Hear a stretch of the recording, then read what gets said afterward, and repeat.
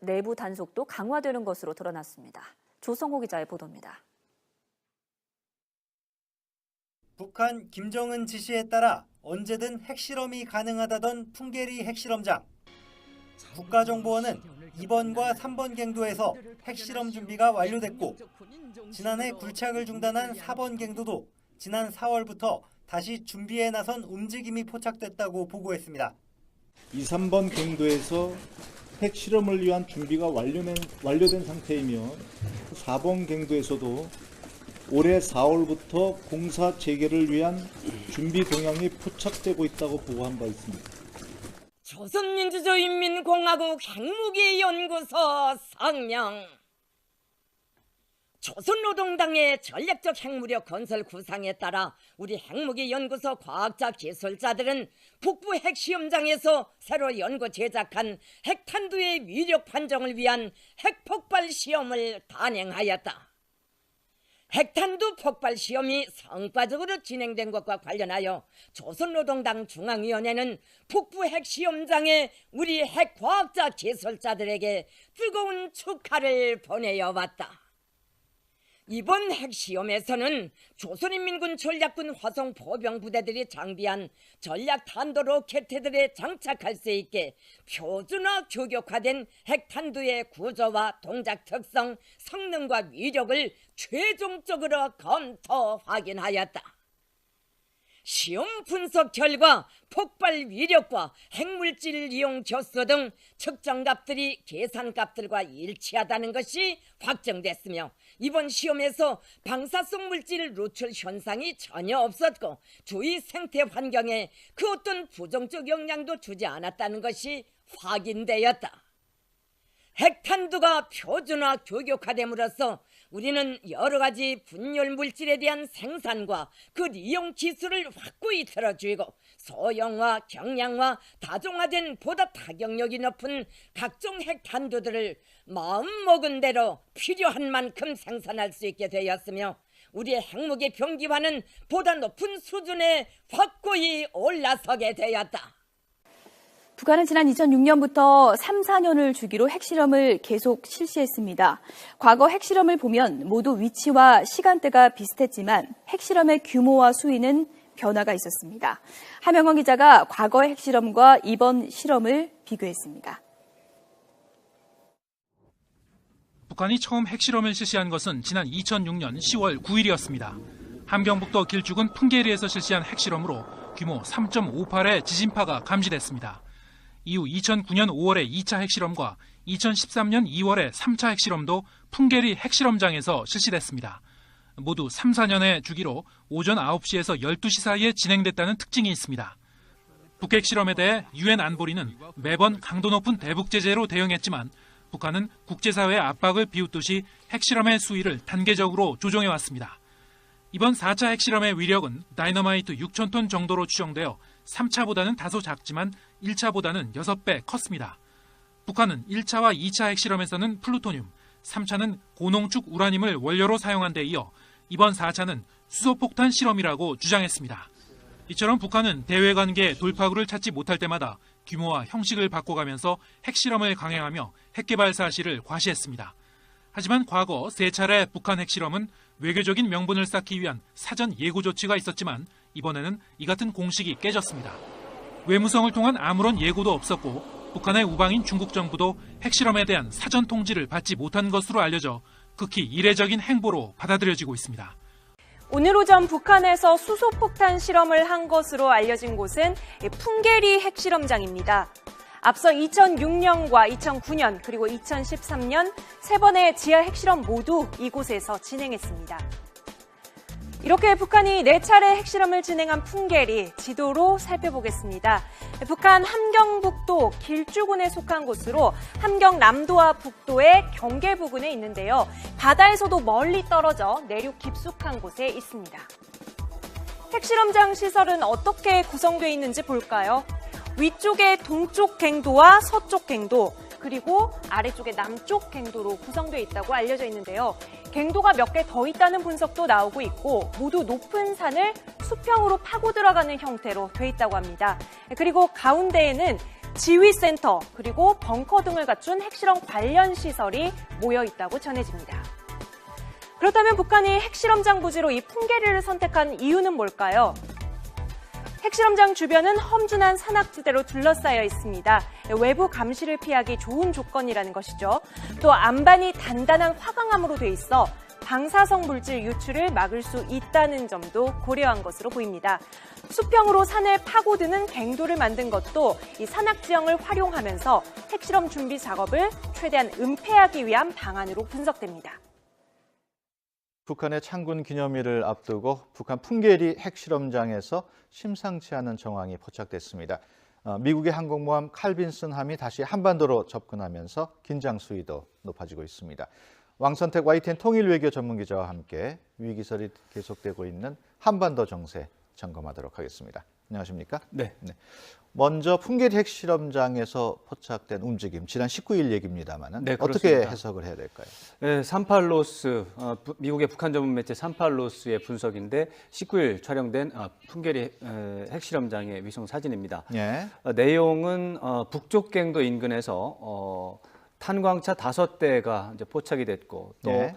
소형 정비 트레일러가 건물 옆에서 또 대기하고 있는 장면. 예. 또 배수 작업이 중단됐다는 그런 부분, 그런 것들이 이제 이번에 새로 산팔로스에서 지적한 예. 변화 내용입니다. 근데 이런 것에 대해서 이제 산팔로스는 이런 것들이 핵실험이 임박하다라고는 해석도 가능하지만 예. 통상적인 시설 운영 차원에서 봐도 또 해석이 가능하다. 이렇게 하면서 두 가지 점이 양쪽에 다 있으니까 예. 그렇게 좀 봐야 된다. 이렇게 말을 했습니다. 다시 말해서 언제라도 핵실험을 할 수 있는 준비는 되어 있는데 예. 이것이 뭐 오늘 한다는 것이 내일 한다는 것이 이렇게 임박한 것인지 아니면 일반적으로 계속해서 시설 운영하는 것인지는 너무 또 성급한 추측은 또 하기 어렵다. 이런 예. 두 가지 주장을 동시에 제기한 겁니다. 지금 언론이나 전문가들은 내일 모레 네, 25일을 예상을 하고 있단 말이에요. 그렇죠. 그게 아무래도 북한의 기념일이라서 그런 모양이죠. 네, 그렇긴 한데 대개 이제 과거 북한의 행태를 보면 기념일 당일에 하는 경우는 그렇게 많지는 않았습니다. 있긴 예. 있었는데 당일보다는 전날이나 전전날, 어쩌면은 3일 전쯤. 그 아이템에 따라서 조금씩 다릅니다만 장거리 로켓 같은 경우 인공위성을 운반하는 장거리 로켓의 경우는 거의 4일 전에 했습니다. 예. 매번. 그렇기 때문에 그건 또 미리 이제 예고를 하기 때문에 충분히 예측이 가능하고 다른 사례의 경우도 이틀 정도 앞서서 하는 경우가 많았기 때문에 예. 사실은 25일 당일보다는 오늘이나 내일 정도가 조금 더 가능성이 높다고 하겠습니다. 예. 이제 이번에는 25일도 가능성이 좀 있는데 그건 왜 그러냐면 창군 기념일에 열병식이 주요 행사입니다. 근데 열병식을 사실은 지난 15일에 해버렸습니다. 그렇죠. 아마도 어떤 일이 있어가지고 스케줄을 앞당긴 것 같습니다. 25일에는 지금 현재로서는 북한이 대내적으로 선전선동 차원에서 이용할 수 있는 이벤트는 현재로서는 마땅치 않은 것 같습니다. 예. 만약에 그렇다면은 상황에 따라서 핵실험이라든가 장거리 미사일 발사 이런 것들을 고려할 수도 있을 것 같습니다. 예. 그렇지만 우리가 전과 비교할 때 최근의 중국 움직임, 미국 움직임, 과거 어느 때보다도 북한에 대한 압박이 굉장히 세단 말이에요. 그렇죠. 그건 어떻게 봐야 될까요?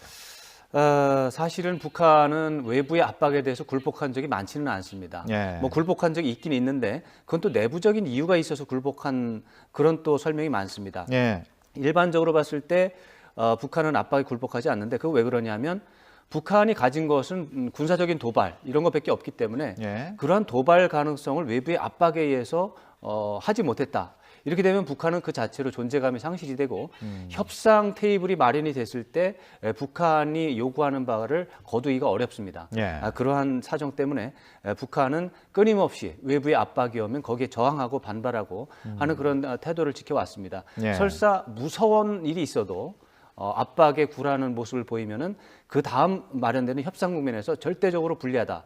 이런 것들이 이제 북한의 그야말로 계산법이고요. 예.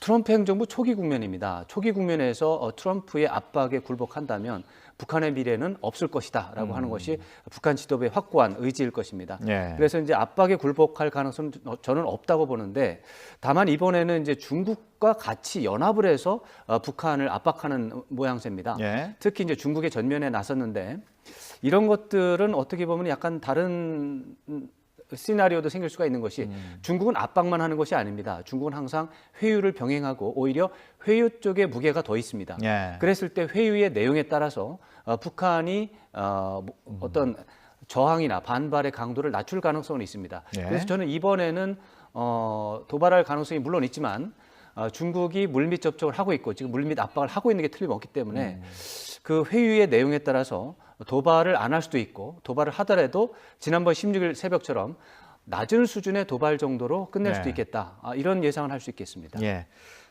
미 항공모함 칼빈슨함 지금 한반도 쪽으로 오고 있다고 우리가 앞서 전해드렸습니다만 이번에는 확실히 오는 모양이죠. 네, 이제 지난번에 한번 틀렸기 때문에 참 조심스럽습니다. 굉장히 당혹스럽고요. 그렇지만 어제 마이크 펜스 미국 부통령이 호주에서 기자회견하면서 공식적으로 얘기를 했습니다. 예. 칼빈슨함이 수일 내로 도착을 할 것이다. 이렇게 했는데 이제 25일에 도착하는 문제는 또 다른 문제 같습니다. 지금 오늘이 이미 23일이니까 25일이면 이틀 남았는데 예. 지금 이 배가 필리핀 남부나 동부 해상 여기에 있는 거거든요. 예. 동해를 기준으로 해서 거리가 5,000km 떨어져 있습니다. 5,000km인데 별일이 없다면 항공모함은 하루에 1,000km 정도 가는 걸로 생각하면 되겠습니다. 예. 이제 5,000km 남았는데 하루에 1,000km 가는데 한 닷새 걸려요. 닷새 걸려야 되죠. 오늘 23일이 어제부터 출발했다고 하더라도 아마 27일 정도에 예. 도착할 가능성이 더 많다고 봐야죠. 예. 그래서 25일에 동해 도착은 좀 무리고요. 25일 정도면은 제주 남부 해상 정도는 있을 것 같습니다. 예. 그 정도로 예상을 할 수 있겠습니다. 미국 항공모함이 한반도로 접근한다는 내용이 계속 나오면서 네. 한반도 위기설도 같이 높아지고 있어요. 그렇습니다. 지난 4월 10일, 11일 전후에서 우리 이제 북폭설이 갑자기 퍼졌는데 예. 그 이유가 칼빈슨함의 항로 변경이었습니다. 예. 당연히 이번에도 칼빈슨함이 접근하기 때문에 북폭설에 대한 얘기가 다시 한번 나올 수 있고요. 예. 특히 그 당시의 얘기가 이 칼빈슨함이 와가지고 요격을 할 수 있다. 이런 얘기를 했기 때문에 위기가 조성이 됐는데 일단 말씀드린 것처럼 25일까지 동해에 도착하기는 어려운데 이것이 좀 중요합니다. 북한이 장거리 미사일을 쐈을 때 요격을 한다. 이 말은 요격을 하는 구축함이 동해에 있어야 된다는 얘기입니다. 그렇죠. 제주 남부 해상에서 북한이 동해로 쏘는 미사일을 요격하는 것은 거의 그렇게 하지 않을 거라고 생각합니다. 예. 그렇기 때문에 요격 가능성에 대한 시나리오는 거의 나오지 않을 것이고요. 예. 그렇다면은 북폭설, 위기설 지난 열흘 전보다는 훨씬 더 약해질 것이라고 예상을 할 수 있고요. 예. 그다음에 이제 북한에 대한 예방 타격이 현실적으로 어렵다.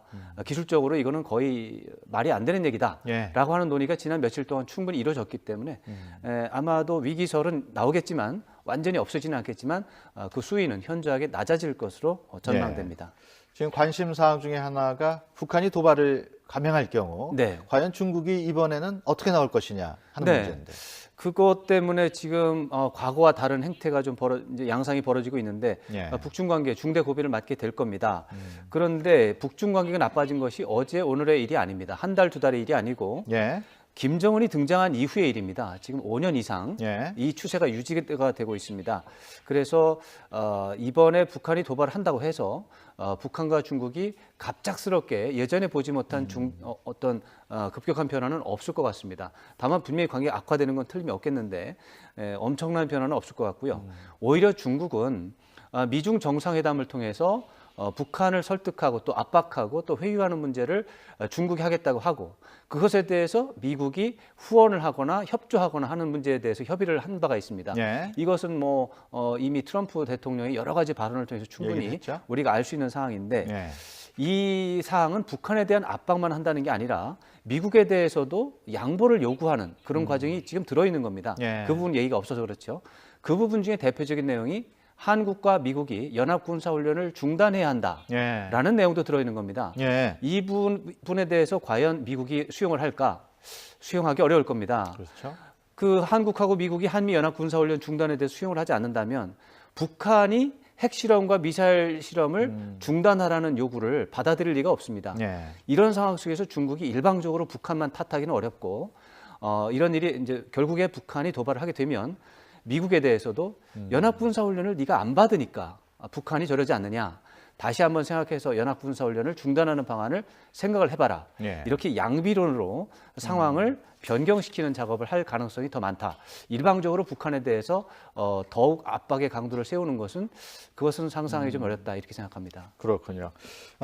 중국 언론 보도 내용 중에 좀 관심이 가는 내용이 네. 미국이 북한을 예방 타격하더라도 중국이 개입하면 안 된다. 뭐 이런 논조가 있었어요. 이제 어제 환구시보라고 하는 이제 논평에서 나온 내용인데 예. 그 논평 중에 중요한 내용이 두 가지입니다. 하나는 미국이 이른바 예방 타격, 이제 선제 타격이라고 알려진 이제 예방 타격인데 예. 예방 타격을 만약에 한다고 해도 중국이 굳이 개입할 필요가 없다라고 하는 부분이 하나 들어 있고요. 예. 그렇지만은 한국과 미국의 연합군이 38선을 넘어서 이제 정확하게 말하면 휴전선을 휴전선이겠죠. 휴전선을 넘어서 북한 지역으로 진격을 한다면 그때는 개입을 해야 된다라고 예. 하는 이제 의견을 제시한 건데 뭐 환구시보가 중국 당국의 의지를 드러내는 적이 자주 있었습니다. 그렇기 예. 때문에 우리가 관심을 갖고 있는데 지금 이 정도의 논조를 봤을 때 중국 당국의 의지를 그대로 반영했다라고 보기는 좀 어려운 점이 있습니다. 예. 그래서 중국의 최고 지도부에서 검토되고 있는 몇 가지 의견 중에 하나일 수는 있지만 시진핑 주석이 이렇게 생각한다고 보기는 아직까지는 어렵고요. 예. 그다음에 두 가지 의견이 동시에 들어가 있기 때문에 두 가지를 다 균형 잡힌 시각에서 두 개 다 생각할 필요는 있겠습니다. 예.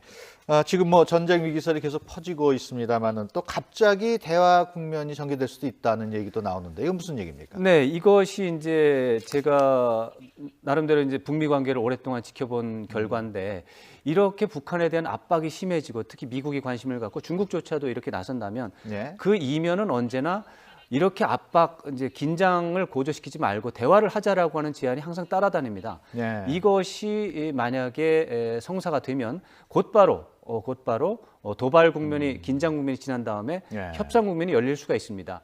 이런 상황 속에서 미국과 또 중국, 북한은 이런 부분에서 물밑 대화를 하거든요. 예. 그러면 자기네들은 상황 변화에 대해서 예측이 가능한데 예를 들어서 우리의 경우 이런 대화 국면에 개입이 안 돼 있으면 예. 나중에 사후 통보를 받는 셈이 되겠죠. 예. 이렇게 되면은 대응하기가 어려울 수도 있습니다. 예. 그래서 분명히 지금 긴장이 고조되는 거 맞고 압박이 강화되는 것도 맞지만 이런 상황의 끝에 가서는 갑작스럽게 대화가 나올 수도 있다.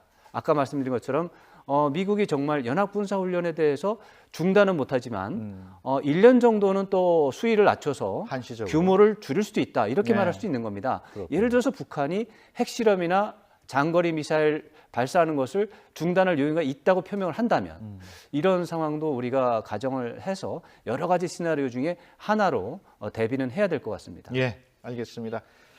지금까지 왕선택 YTN 통일외교 전문기자와 함께 얘기 나눴습니다. 오늘 말씀 고맙습니다.